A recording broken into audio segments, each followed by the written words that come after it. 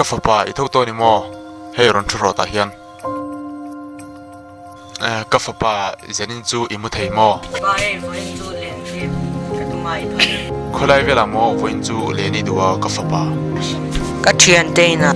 o chu ti ni chuan vale ngula ni mai lo ina po hi pe yak chu eng moi soya hei iu hian len pui che adu duwa makal vela a tha thone ni chu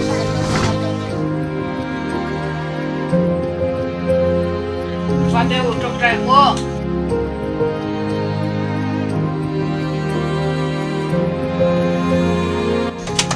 Nó mềm Các đồn lên gương Nó mềm Các đồn lên gương Phát lên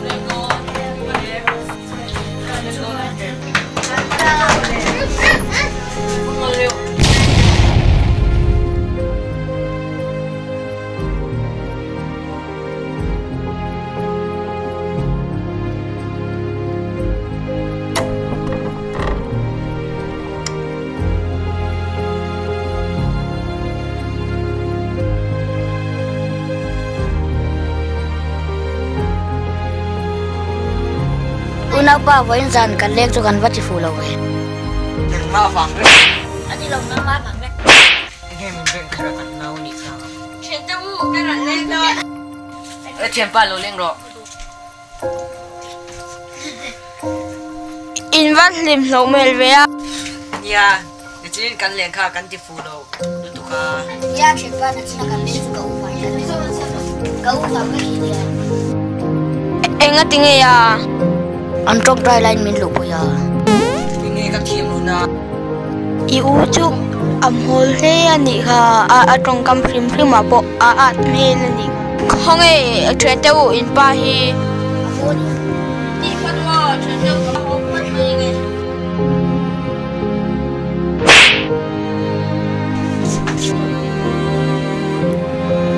e ka te u ngi tia eng ma kan ti lo e kan hao Hey, anh mang đi lo cần thu mày mày ni jan ka ba bo le mai so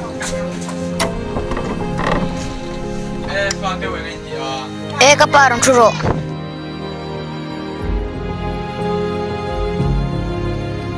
fa te u enge ni zan in le ka chu chan chin Các bạn đi giả cần lên các chú cần tiếp enge chu ba jem chama ko lo ve in la ri chu ka fa te ni ta ni ngai in ma lak to ke em pe o ka u bang me ki lo ni sa na a che chi lu ba kong ka de ki a ki ta